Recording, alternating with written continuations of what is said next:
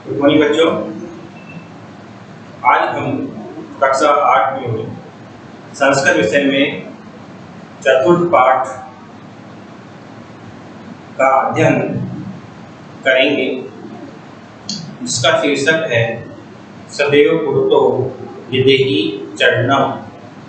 सदैव हमेशा, सदा, पुरतो सामने या आगे, निदेही रखना, चरणम चरणों को, अर्थात सदा कदमों को आगे रखो।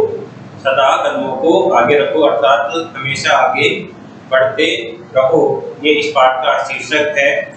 इस पाठ के जो लेखक हैं श्रीधर भास्कर वर्णेकर, जो एक राष्ट्रवादी कवि भी हैं, अर्थात इन्होंने ऐसी कई राष्ट्रवादी कविताएं लिखी है जिनके द्वारा इनको जाना पहचाना जाता है। श्रीधर भास्कर वर्णेकर बहुत ही अच्छे कवि साहित्यकार थे। इन्होंने राष्ट्र में होने वाली या राष्ट्र से संबंधित कई ऐसी समस्याओं के बारे में अपनी कविताएं लिखी हैं। उन्हीं कविताओं में से आपके पाठ्यक्रम में ये एक कविता शामिल की गई है। सदैव पुरतो विदेही चरणम, सदा अपने कदमों को आगे रखो अर्थात हमेशा हमें आगे बढ़ते रहना चाहिए। ये इस पाठ का शीर्षक था। प्रस्तावना है, यानी कि किसी भी संस्कृत कविता या श्लोक या पाठ को पढ़ते हैं तो उससे पहले उसकी जो सार है, उसकी प्रस्तावना है, उसके बारे में हम जान लेते हैं।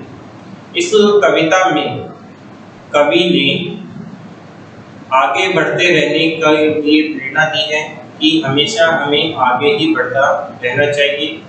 चाहे पर्वत के शिखर पर आपका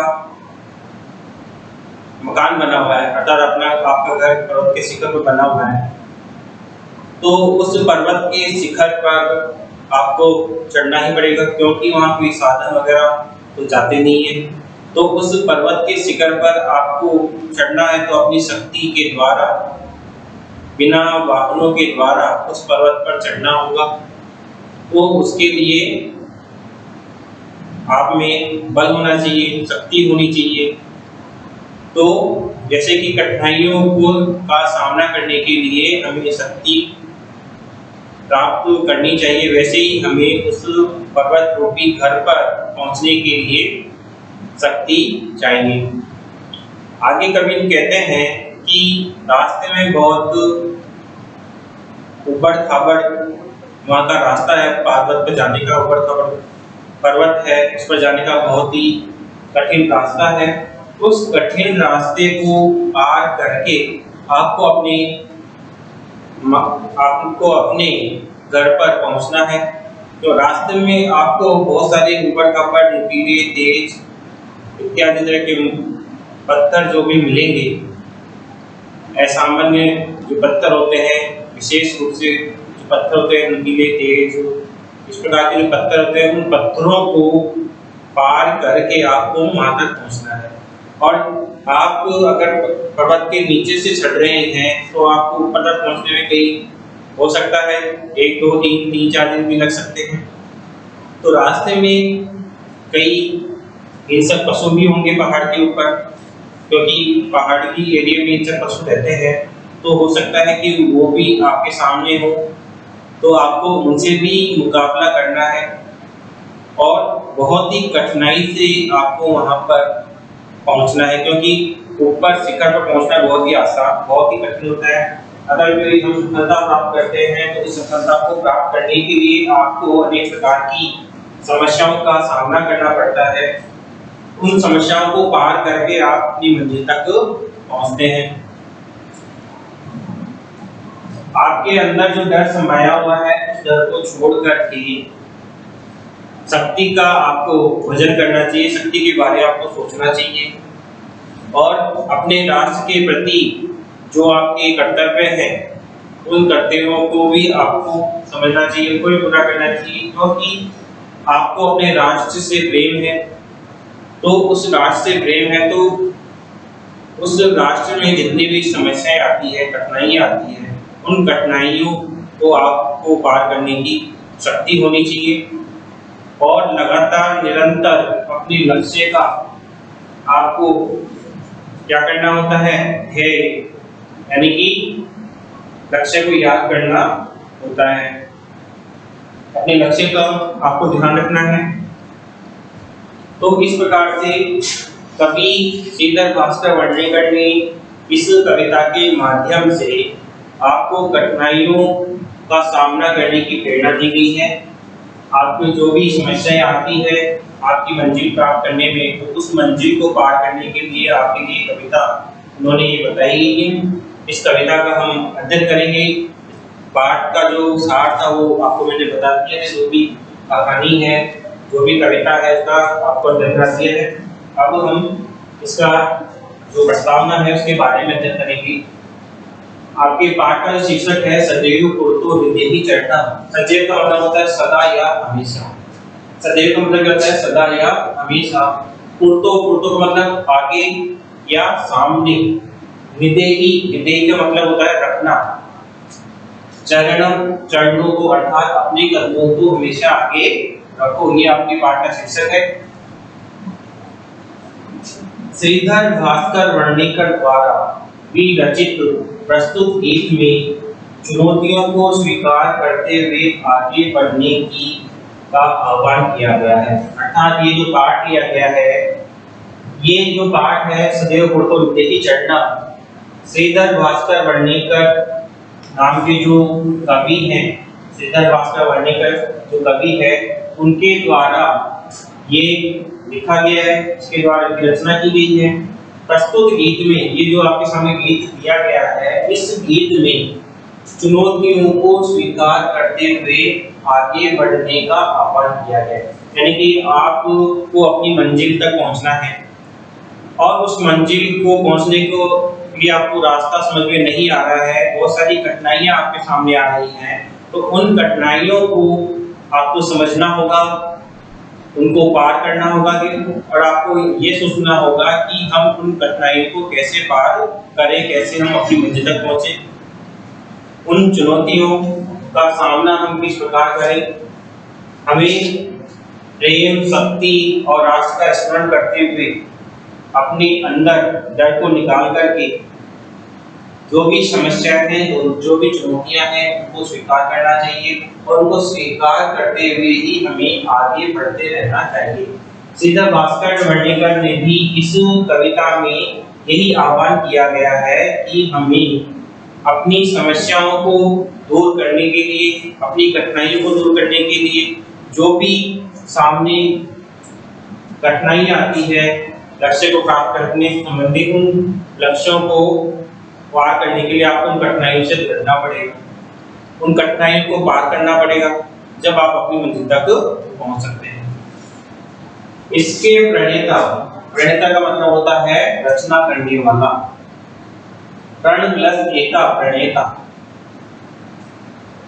प्रण एता ही रचना करने वाले, इसके रचना करने वाले राष्ट्रवादी कवि हैं। अर्थात राष्ट्रवादी, राष्ट्रवाद का मतलब क्या है कि अपने राष्ट्र से जो प्रेम करता है, राष्ट्र के बारे में ही सोचता है और राष्ट्र में जितनी भी समस्याएं आती है उन समस्याओं के बारे में वह सोचता है, राष्ट्र में आने वाली कठिनाइयों के बारे में सोचता है, तो वो क्या कहलाएगा, राष्ट्रवादी। यानी कि राष्ट्र से संबंधित जो भी होती हैं कार्य, वो राष्ट्रवादी कार्य में आते हैं।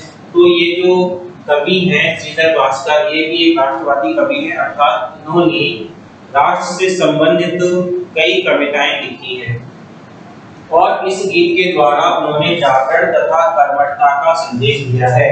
और ये जो आपके सामने गीत लिखा हुआ है सदैव पुरतो विदेही चढ़ना, इस गीत के माध्यम से उन्होंने जागरण यानी कि जो सोए हुए हैं व्यक्ति हैं, जो लक्ष्य को पार नहीं कर सकते, उसमें आने वाली समस्याओं को देखकर घबरा जाते हैं, उनको ये जागृत करने के लिए उन्होंने कविता लिखी है और उन्होंने कहा है कि अपने कार्य के प्रति हमें पूर्ण रूप से ईमानदारी और कर्मठता से काम करना चाहिए।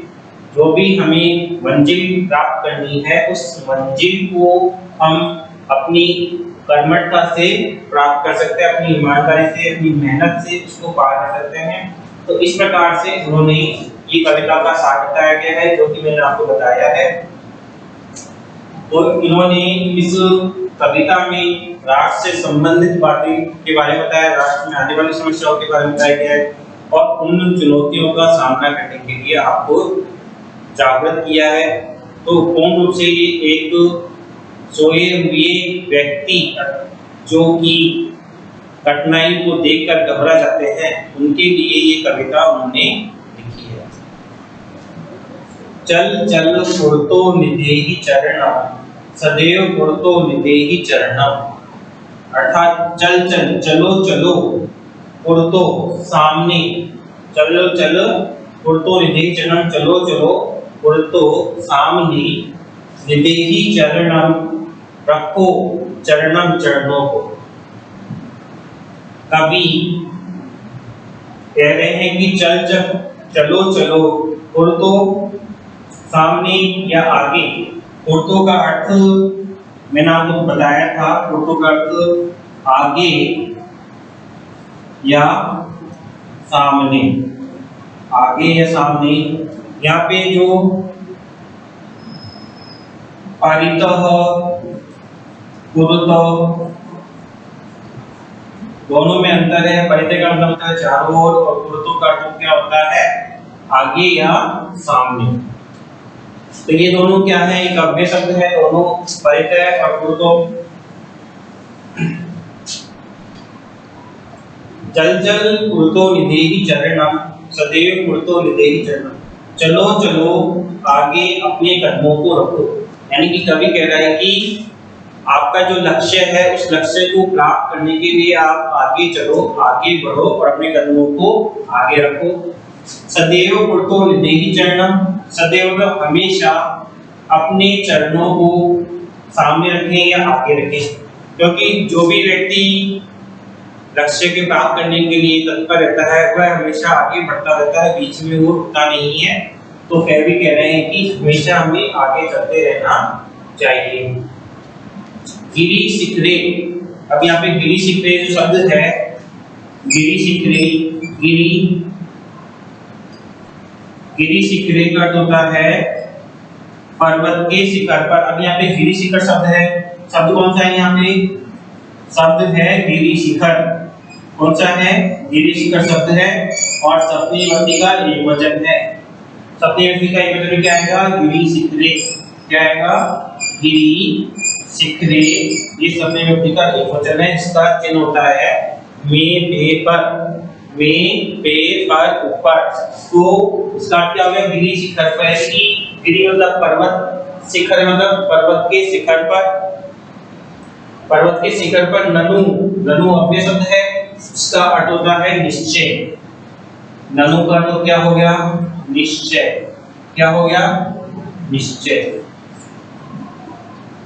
निज निकेतनम, निज मतलब अपना, निज का क्या हो गया, अपना, निज का हो गया यहाँ पे अपना। निकेतनम मतलब घर, निकेतनम, निकेतनम का अर्थ होता है घर। तो कवि कह रहे हैं कि गिरी शिखरे ननु निज निकेतनम, पर्वत के शिखर पर निश्चय ही अपना घर है। अर्थात पर्वत के शिखर पर निश्चित रूप से अपना घर, अर्थात हमें उस शिखर तक पहुंचना है और वो हमारी मंजिल है।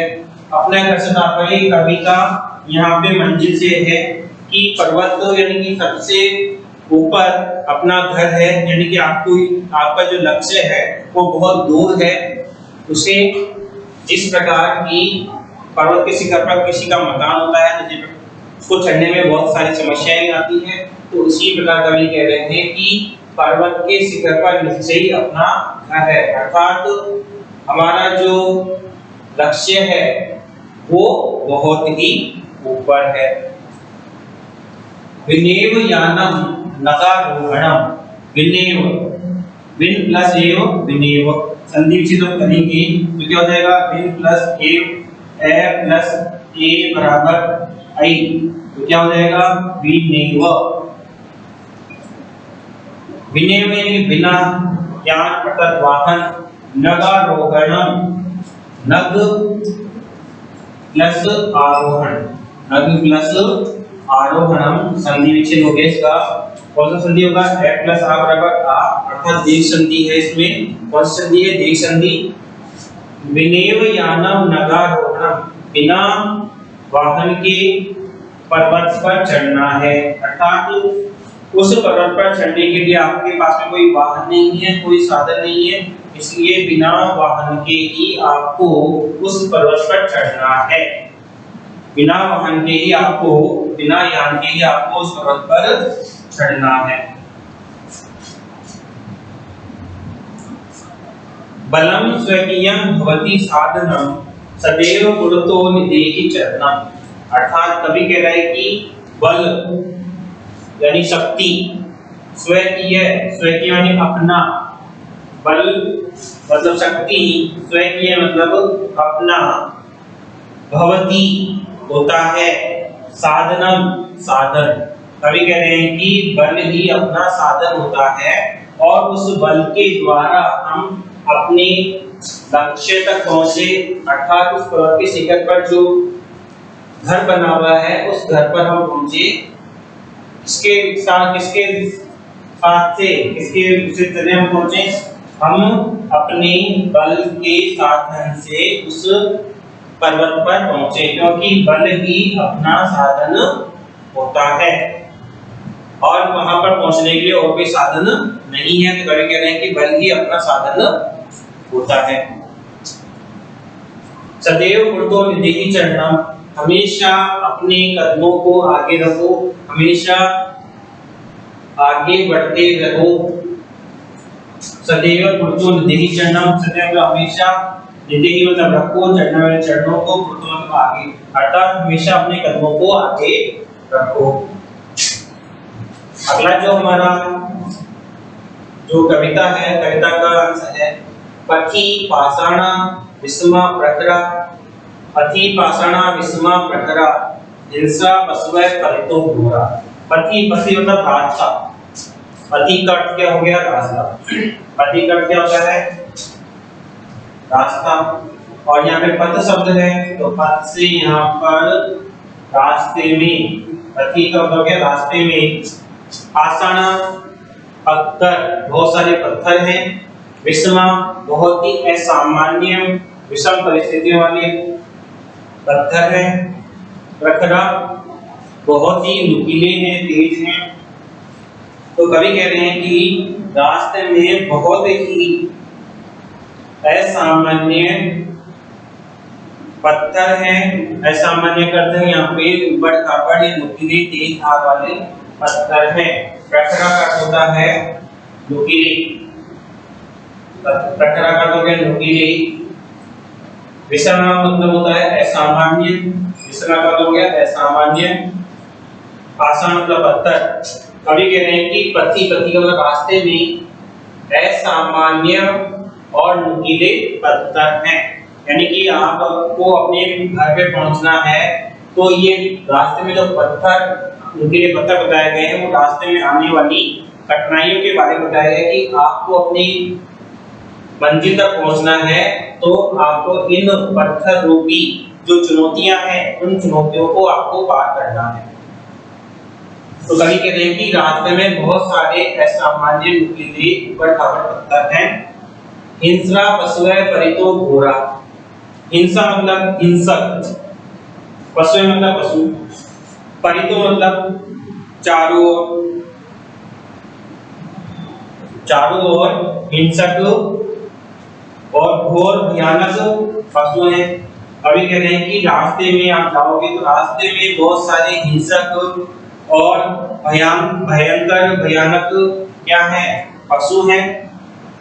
सुदुष्करम खलु यद्यपि गमनम, सुदुष्करम, सु प्लस दुष्करम, यहाँ पे सु उपसर्ग हो गया, सुदुष्करम हो गया तो क्या हो गया यहाँ पे, सु मतलब बहुत ही कठिन, दुष्कर अत्यधिक कठिन, खलु निश्चय ही, यद्यपि फिर भी गमनम। बहुत ही कठिन है वहां पर जाना, क्योंकि रास्ते में आपको बहुत सारे पत्थर मिलेंगे, भयंकर नुकीले ऊबड़ खाबड़ वाले पत्थर मिलेंगे, हिंसक पशु जानवर मिलेंगे, चारों तरफ से घेर रखे होंगे। तो कभी कह रहे हैं कि बहुत ही कठिन यह रास्ता है, इस कठिन रास्ते पर आपको चलना है। सदैव कृतो हृदयि चरणम, और हमेशा अपने कदमों को आगे रखना है। तो कवि का कहने का तात्पर्य यह है कि आपकी जो मंजिल है उस मंजिल तक पहुंचने के लिए आपको बहुत सारी चुनौतियों का सामना करना पड़ेगा। यहाँ पे जो पत्थर और हिंसक पशु जो बताए गए हैं इस पद्यांश में, तो वो हिंसक पशु और पत्थर एक चुनौतियां हैं आपके लक्ष्य को पार करने में। तो आप उस लक्ष्य को पार करने के लिए क्या करना होगा? ये जो पत्थर है, नुकीले पत्थर, ऊपर का जो पत्थर है, हिंसक पशु, भयानक पशु चारों ओर से घेर रखे हैं, उनको पार करके आपको अपनी मंजिल तक पहुंचना है। इनको पार करना बहुत ही कठिन है, लेकिन फिर भी वहां पर जाना है। सदैव कृतो हृदयि चरणम, इसलिए अपने कदमों को हमेशा कैसे रखना चाहिए? इसलिए हमेशा अपने कदमों को आगे रखना चाहिए। जही ही भीति भज भज शक्ति, विदेही राष्ट्रे तथा अनुरक्ति, कुरु कुरु सततम ध्येय स्मरणम, सदैव कृतो हृदयि चरणम। जही का अर्थ होता है छोड़ दो, जही का अर्थ होता है छोड़ना। जही मतलब छोड़ो, क्या छोड़ो? भीति, डर। भीति का क्या हो गया? डर। भीति का क्या हो गया? डर। भज यानी भक्ति करो, भजन करो।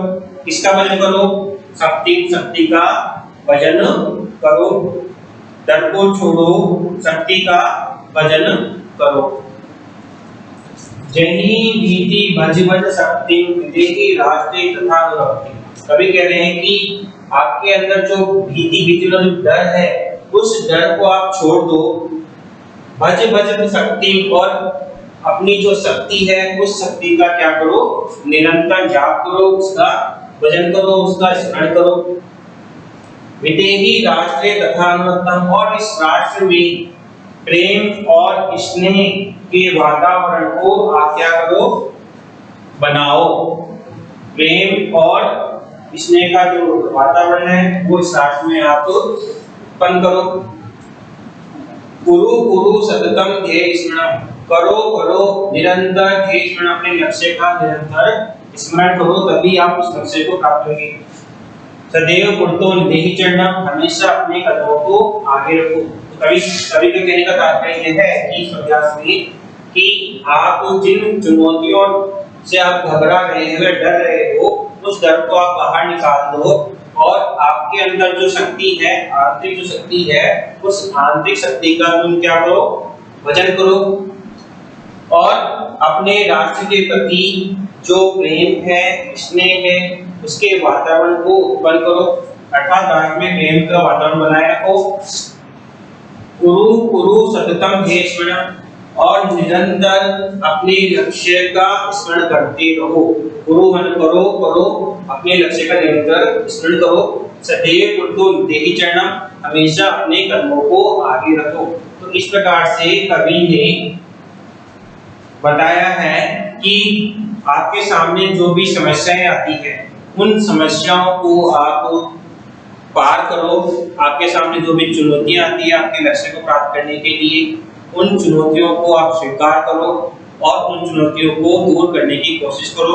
आपके रास्ते में, लक्ष्य प्राप्ति के रास्ते में बहुत सारी जो परेशानियां हैं, चुनौतियां हैं, वो आएंगी, और उन चुनौतियों को दूर करते हुए अपने कदमों को आगे रखो, और डर को बाहर निकाल कर आपके अंदर जो शक्ति है उस शक्ति का आप स्मरण करो, और हमेशा अपने राष्ट्र के प्रति प्रेम की भावना रखो, राष्ट्र से प्रेम करो, और निरंतर अपने लक्ष्य का स्मरण करते रहो, सदैव आगे बढ़ते रहो, सदैव अपने कदमों को आगे रखो। इस प्रकार से ये जो पाठ था हमारा सदैव कृतो हृदयि चरणम, ये समाप्त होता है। इस पाठ में जो पद्यांश दिए गए हैं उन पद्यांशों की भावार्थ से संबंधित किसी भी प्रकार की आपको कोई समस्या है तो आप मुझसे संपर्क कर सकते हैं, आप मुझे बता सकते हैं। हम आपके इस समस्या का समाधान अवश्य करेंगे। अगली जो हमारी क्लास होगी उस अगली क्लास में हम अगला जो चैप्टर होगा उसके बारे में अध्ययन करेंगे, या कोई शीर्षक कोई टॉपिक होगा व्याकरण समझ के अध्ययन करेंगे। एक बार वापस इस पाठ का हम अध्ययन कर लेते हैं। इस पाठ के रचयिता श्रीधर भास्कर वर्णिकर है। इन्होंने इस गीत की रचना की है और इस गीत में चुनौतियों को स्वीकार करते हुए हमें आगे बढ़ने के लिए कवि ने आह्वान किया है, कवि ने प्रेरणा दी कि हमें हमेशा आगे बढ़ते रहना चाहिए। और ये जो कवि हैं श्रीधर भास्कर वर्णिकर एक राष्ट्रवादी कवि हैं और इस गीत के द्वारा वे हमारे लिए जागरण तथा कर्मठता का संदेश दे रहे हैं कि हमारा जो लक्ष्य है उस लक्ष्य को प्राप्त करने के लिए हम निरंतर प्रयासरत रहें और हमारा जो भी कार्य है उस कार्य को हम ईमानदारी से करें। यही इस गीत का संदेश है। कवि ने भी यही संदेश बताया है। चल चल पुरतो निदेहि चरणम सदैव पुरतो निदेहि चरणम। चलो चलो अपने कदमों को आगे रखो, चलो चलो अपने कदमों को आगे रखो। सदैव पुरतो निदेहि चरणम, हमेशा अपने कदमों को आगे रखो अर्थात हमेशा आगे बढ़ते रहो। गिरि शिखरे ननु निज निकेतनम विनेव यानम नगारोहणम। कवि कह रहे हैं कि आपका जो घर है निज निकेतन, स्वयं का जो घर है वो पर्वत के शिखर पर ही है। निश्चित रूप से आपका घर पर्वत के शिखर के ऊपर है। गिरि शिखर यानी पर्वत के शिखर पर क्या है? अपना घर अर्थात निज निकेतन, पर्वत के शिखर पर अपना घर है। विनेव यानम नगारोहणम, बिना किसी यान के, बिना किसी साधन के, बिना किसी वाहन के हमें पर्वत पर चढ़कर अपने घर में पहुंचना है। तो कवि के कहने का तात्पर्य है कि आपकी जो लक्ष्य है, प्राप्ति है, वो बहुत ही दूर है और बिना किसी साधन और वाहन के आपको वहां पर पहुंचना है। बलम स्वीकियम भवति साधनम, और बल आपका साधन होता है, यानी कि अपने बल रूपी साधन के द्वारा आप वहां पहुंचे। सदैव पुरतो निदेहि चरणम, हमेशा अपने कदमों को आगे रखें। अति पाषाणा विस्मा प्रकरा हिंसा पशुः परितो घोरा। सो दुष्करम खलु यद्यपि गमनम सदैव पुरतो निदेहि चरणम। पथी रास्ते में असामान्य उबड़ खाबड़ तेज नुकीले पत्थर हैं, यानी कि बहुत सारी समस्याएं हैं। हिंसा पशुः परितो घोरा, और हिंसक जो पशु हैं, जानवर है, वो चारों तरफ से घेर रखे हैं। उस पर्वत को हिंसक पशु चारों तरफ से घेर रखे हैं और उस पर्वत पर जो भी पत्थर है वो असामान्य हैं, उबड़ खाबड़ हैं। सो दुष्करम खलु यद्यपि गमनम, बहुत ही कठिन वहां पर पहुंचना है, यानी कि वहां पर पहुंचना बहुत ही कठिन है। फिर भी हमें वहां पर क्या करना है? निश्चित रूप से चलना है। सदैव पुरतो निदेहि चरणम, हमेशा अपने कदमों को आगे रखो, हमेशा आगे बढ़ते रहो। जहि ही भीतिम भज भज शक्तिम विदेहि रास्ते तथा अनुरक्तिम कुरु कुरु सततम ध्येय स्मरणम सदैव पुरतो निदेहि चरणम। कवि कह रहे हैं जहि ही छोड़ दो, जहि मतलब छोड़ना, भीति मतलब डर, डर को छोड़ करके भज भज शक्ति, अपनी शक्ति का भजन करो, अपनी शक्ति को याद करो, अपनी शक्ति के बारे में सोचो। विदेही राष्ट्रे तथा अनुरक्ति, और इस राष्ट्र में, राष्ट्र शब्द है इसके अंदर, शब्द विभक्ति का एक वचन है, इस राष्ट्र में प्रेम, दया और सहिष्णुता है, उसका वातावरण उत्पन्न करो और प्रेम से, दया से आप अपने कार्य को करो। कुरु कुरु सततम ध्येय स्मरणम, और निरंतर अपने लक्ष्य का स्मरण करते रहो, निरंतर अपने लक्ष्य का स्मरण करते रहो। सदैव पुरतो निदेहि चरणम, हमेशा अपने कदमों को आगे रखो। तो कभी इसे में बताया गया है कि आपके अंदर जो चुनौतियों को देखकर जो डर बैठ जाता है, चुनौतियों को देखकर आप घबरा जाते हो, तो उस चुनौतियों के डर को आप छोड़ दो, यानी कि उस डर को छोड़ करके, डर को बाहर निकाल के अपनी शक्ति का भजन करो, अपनी शक्ति को याद करो, अपनी शक्ति के बारे में सोचो और राष्ट्र में जो प्रेम दया स्नेह है उसके लिए आप अपने कार्य करो। यानी कि राष्ट्र में भी ऐसे वातावरण होना चाहिए, राष्ट्र में भी ऐसे कार्य होने चाहिए जिससे राष्ट्र में भी प्रसन्नता रहे, प्रेम रहे, दया रहे। तो इसके लिए क्या करना है, हमेशा निरंतर ध्येय मतलब लक्ष्य स्मरण, हमेशा अपने लक्ष्य का स्मरण करते रहना चाहिए, निरंतर अपने लक्ष्य को प्राप्त करने की कोशिश करते रहना चाहिए। सदैव कृतोद्यमि चरणम, सदैव अपने कर्मों को हमेशा आगे रखना चाहिए। तो इस प्रकार से ये जो पाठ हमारा श्रीधर भास्कर वर्णिकर द्वारा लिखित गीत सदैव कृतोद्यमि चरणम ये समाप्त होता है। इस पाठ से संबंधित आपको किसी प्रकार की कोई समस्या है या कुछ पूछना है या इस पाठ की हिंदी इंटरप्रेट के लिए आपको पूछना है तो आप मुझसे संपर्क कर सकते हैं। अगली क्लास में हम अगला जो चैप्टर होगा उसका अध्ययन करेंगे।